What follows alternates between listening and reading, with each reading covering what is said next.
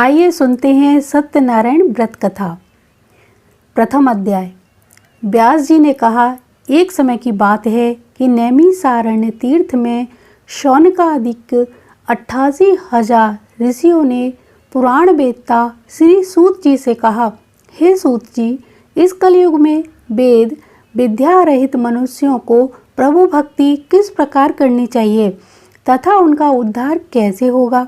हे मुनि श्रेष्ठ, कोई ऐसा व्रत अथवा तप कहिए जिसके करने से थोड़े ही समय में पुण्य की प्राप्ति हो तथा मनोवांछित फल भी मिले। हमारी प्रबल इच्छा है हम ऐसी कोई कथा सुने।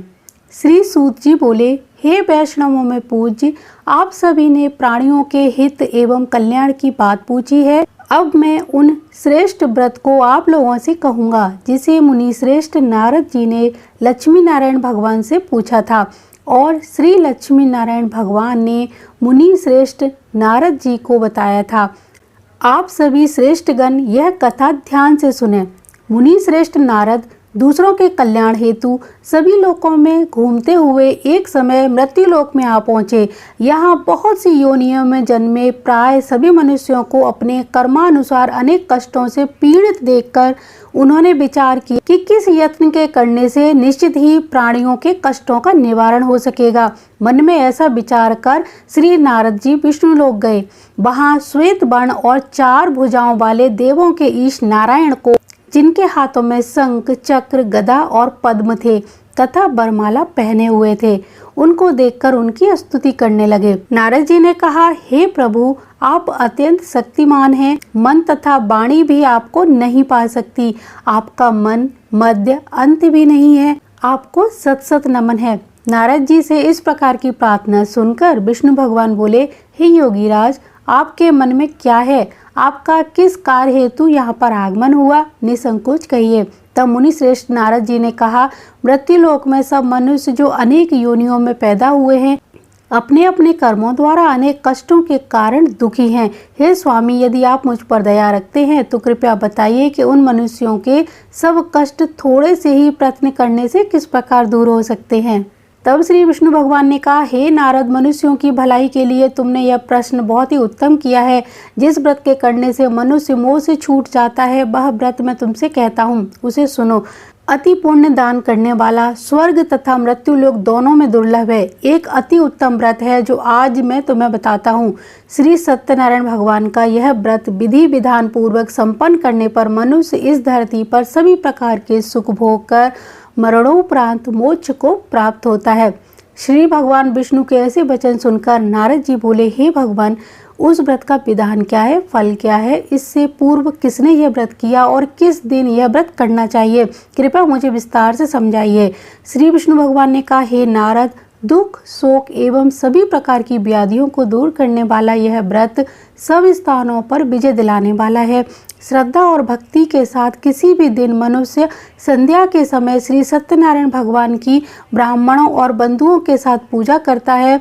भक्ति भाव से नैवेद्य केले का फल, घी, शहद, शक्कर अथवा गुड़, दूध और गेहूं का आटा, इन सभी को भक्ति भाव से भगवान श्री सत्यनारायण को अर्पित करता है। बंधु बांधवों सहित ब्राह्मणों को भोजन कराए, इसके पश्चात ही स्वयं भोजन करे। रात्रि में श्री सत्यनारायण भगवान के गीत आदि का आयोजन कर श्री सत्यनारायण भगवान का स्मरण करते हुए समय व्यतीत करे। इस तरह मनुष्य अगर ये व्रत करता है तो उसकी सभी मनोकामनाएं पूर्ण होंगी। विशेष रूप से कलयुग में मृत्यु लोक में यही एक ऐसा उपाय है जिससे अल्प समय और कम धन में महान पुण्य की प्राप्ति हो सकती है। तो इस प्रकार इस पूजा का पहला अध्याय संपन्न होता है। बोलिए सत्यनारायण भगवान की जय।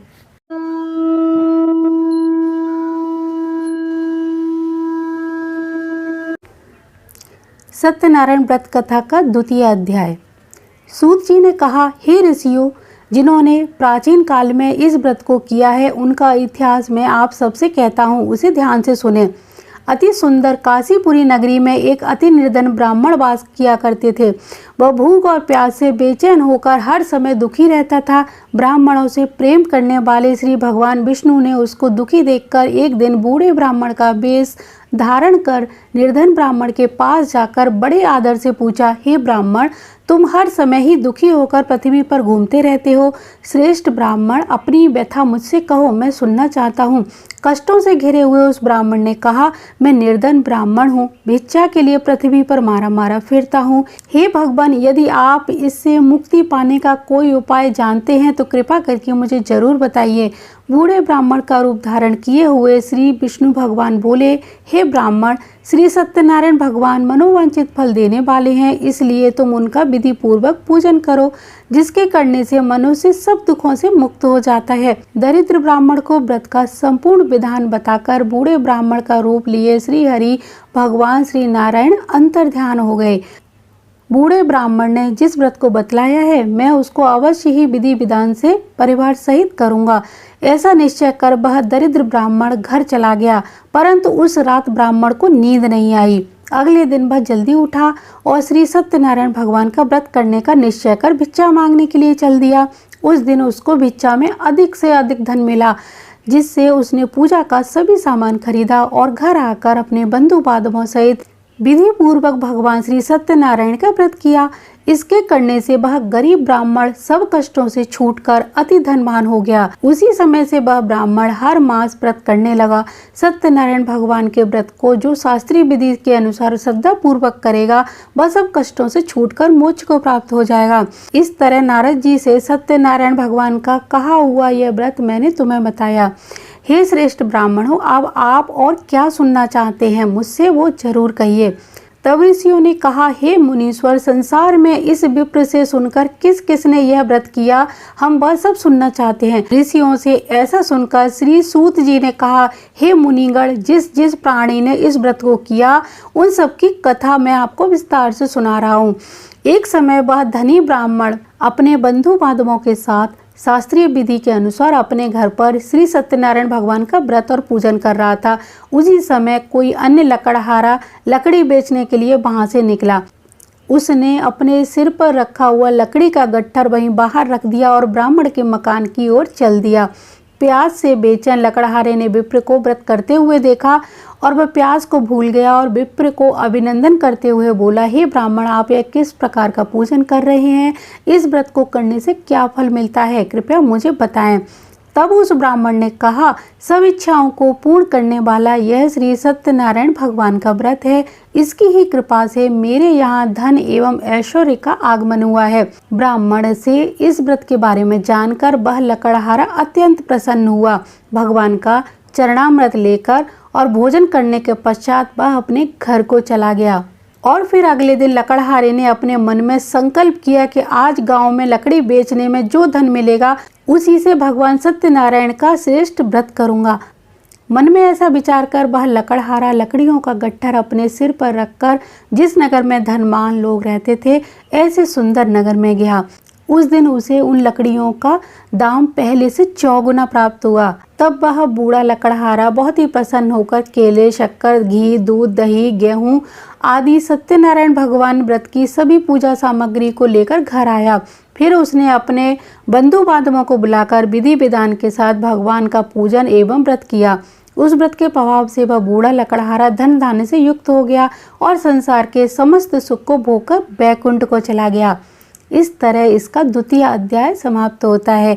बोलिए सत्यनारायण भगवान की जय।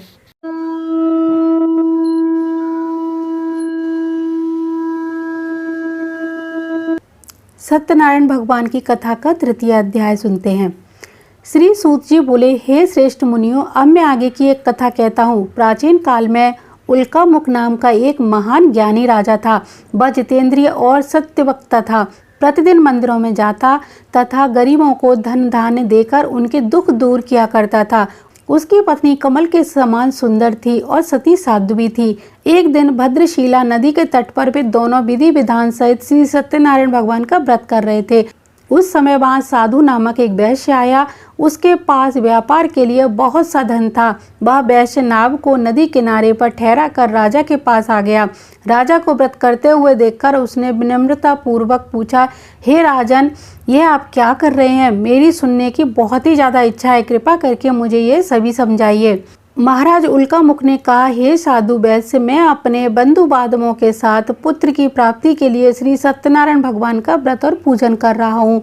राजा के वचन सुनकर साधु नामक वैश्य ने आदर से कहा, हे राजन, मुझे भी इसकी संपूर्ण विधि विधान बताइए। मैं भी आपके कहे अनुसार इस व्रत को करूंगा।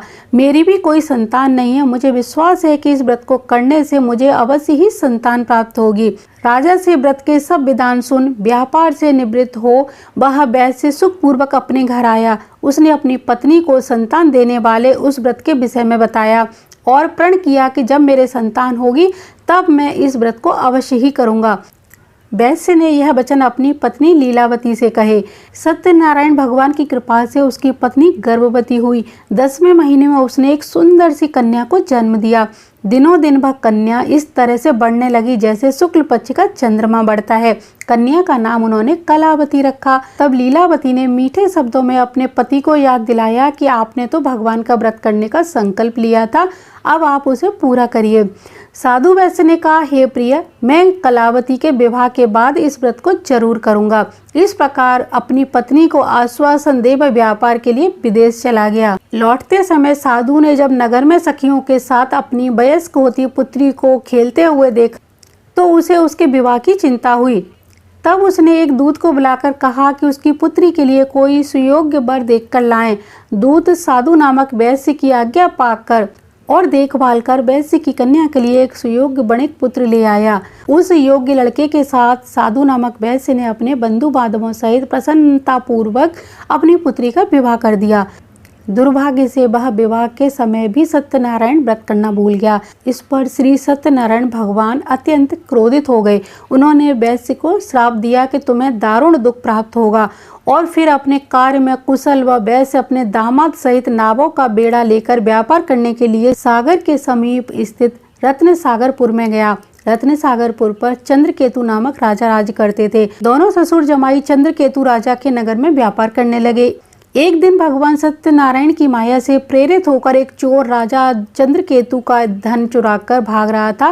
राजा के दूतों को अपने पीछे आते हुए देखकर वो घबरा गया और उसने चोरी का सारा धन उस वैश्य की नाव में छुपा दिया जहां वे ससुर जमाई ठहरे हुए थे और वह भाग गया। जब राजा के दूतों ने वैश्य के पास राजा के धन को रखा देखा तो उन्होंने ससुर दामाद को चोर समझा। वे ससुर और दामाद दोनों को बांधकर राजा के पास ले गए और राजा के पास जाकर बोले, आपका धन चुराने वाले ये दोनों चोर हम पकड़ कर ले आए हैं।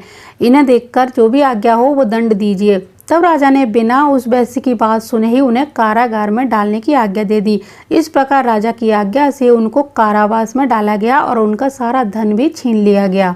सत्यनारायण भगवान के श्राप के कारण उस वैश्य की पत्नी लीलावती व पुत्री कलावती भी घर पर बहुत ही ज्यादा दुखी रहने लगे। उनका सारा धन चोरी हो गया। मानसिक व शारीरिक पीड़ाओं के कारण भूख प्यास से व्याकुल होकर वो बहुत ही दुखी रहने लगी और भोजन के लिए तरसने लगी।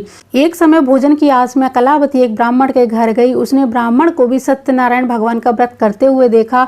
उसने कथा सुनी तथा श्रद्धा पूर्वक प्रसाद ग्रहण कर रात को घर आई। माता ने कलावती से पूछा, तू अब तक कहाँ थी?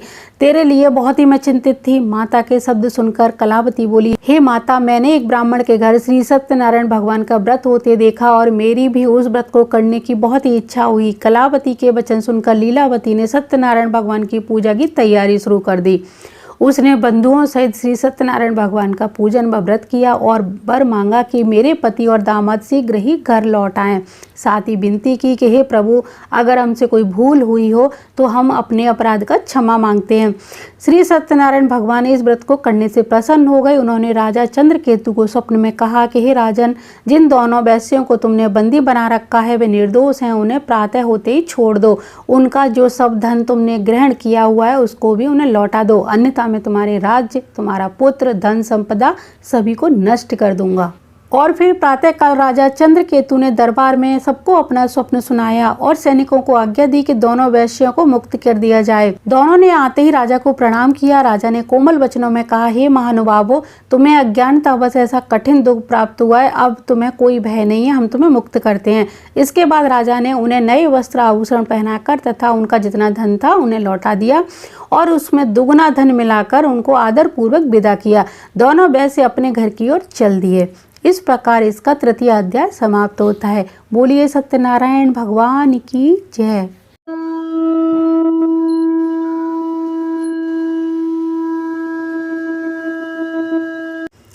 सत्यनारायण भगवान की कथा का चौथा अध्याय। सूत जी आगे कहते हैं, वैश्य ने यात्रा प्रारंभ की और अपने नगर को चल दिया। उसके थोड़ी दूर आगे बढ़ने पर दंडी वेशधारी श्री भगवान नारायण उसकी परीक्षा लेने के लिए उसके पास पहुंचे और उन्होंने उससे पूछा, हे वैश्य, तेरी नाव में क्या है? अभिमानी बाणिक हंसता हुआ बोला, हे दंडी, आप क्यों पूछ रहे हैं? क्या धन लेने की कामना है?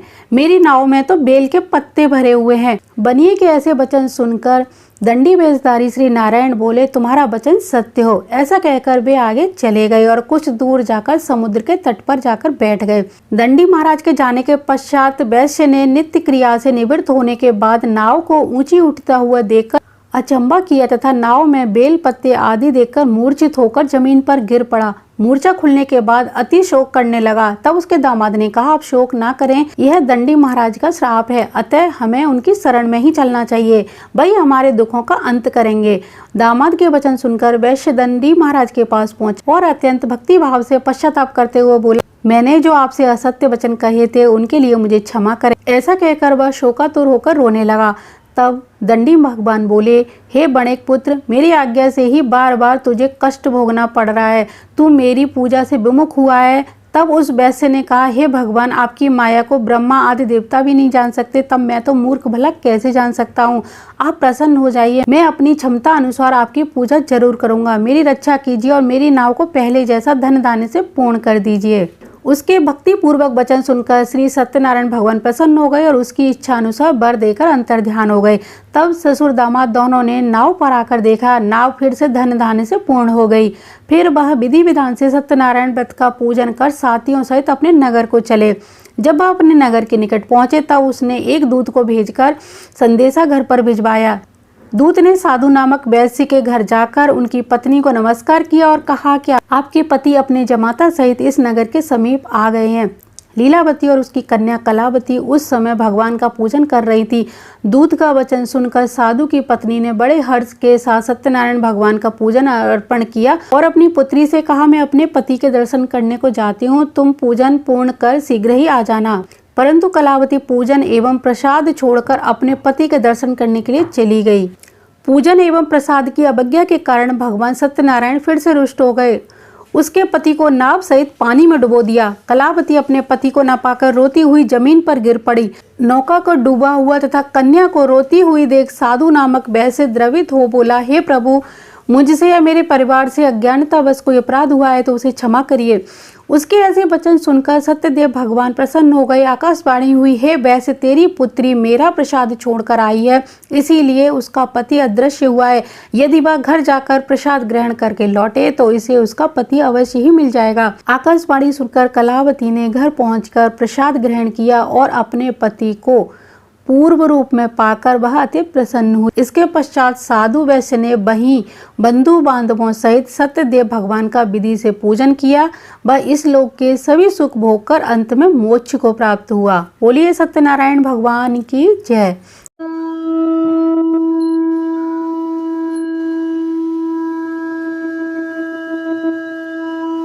अब सुनते हैं सत्यनारायण भगवान की कथा का पंचम अध्याय। श्री सूत जी ने कहा, हे ऋषियों, मैं एक और कथा कहता हूँ, उसे सुनो। प्रजा पालन में लीन तुंगध्वज नाम का एक राजा था। उसने भगवान सत्यदेव का प्रसाद त्याग कर बहुत दुख पाया। एक समय राजा वन में वन्य पशुओं को मारकर बड़ के वृक्ष के नीचे आया। वहां उसे कुछ ग्वाले भक्ति भाव के साथ बंधु बांधवों सहित श्री सत्यनारायण व्रत का पूजन करते हुए दिखे। परंतु राजा यह देखकर अभिमान वश ना तो भाग गया और ना ही सत्यदेव भगवान को नमस्कार किया। सब ग्वालों ने भगवान का प्रसाद उसके सामने रखा तो वह प्रसाद त्याग कर अपने नगर को चला गया। नगर में पहुंचकर उसने देखा कि उसका सब कुछ नष्ट हो गया है। वह समझ गया कि यह सब भगवान सत्यदेव ने ही किया है। तब वह उसी स्थान पर वापस आया और ग्वालों के समीप गया। विधि पूर्वक पूजन कर प्रसाद खाया तो सत्यनारायण की कृपा से सब कुछ पहले जैसा ही हो गया और दीर्घ काल तक सुख भोग कर मरने के उपरांत स्वर्ग को चला गया। तो जो मनुष्य इस परम दुर्लभ व्रत को करेगा, श्री सत्यनारायण भगवान की कृपा से उसे धन्य धन की प्राप्ति होगी। निर्धन धनी और बंदी बंधव से मुक्त होकर निर्भय हो जाएगा। संतानहीन को संतान प्राप्त होती है तथा सब मनोरथ पूर्ण होकर अंत में वैकुंठ धाम को प्राप्त होता है। जिन्होंने पहले इस व्रत को किया था, अब उनके दूसरे जन्म की कथा भी सुनिए। सतानंद नामक ब्राह्मण ने सुदामा के रूप में जन्म लेकर श्री कृष्ण की भक्ति और मोक्ष को प्राप्त किया था। उल्का मुख नाम के राजा दशरथ बने और रंगनाथ का पूजन कर वैकुंठ को गए। साधु नामक वैश्य ने धर्मात्मा व सत्य प्रतिज्ञ राजा मूरध्वज बनकर अपनी देह को आरे से चीरकर दान किया था और मोक्ष को प्राप्त किया था। महाराज तुंगध्वज स्वयंभू मनु बने। उन्होंने बहुत से लोगों को भगवान की भक्ति में लीन किया और खुद मोक्ष को प्राप्त हुए। लकड़हारा भील अगले जन्म में निषाद राज गुह बना, जिसे भगवान श्री राम के चरणों की सेवा प्राप्त हुई और अंत में मोक्ष को प्राप्त हुआ। तो इस तरह से संपूर्ण होती है भगवान सत्यनारायण की व्रत कथा। बोलिए श्री सत्यनारायण भगवान की जय।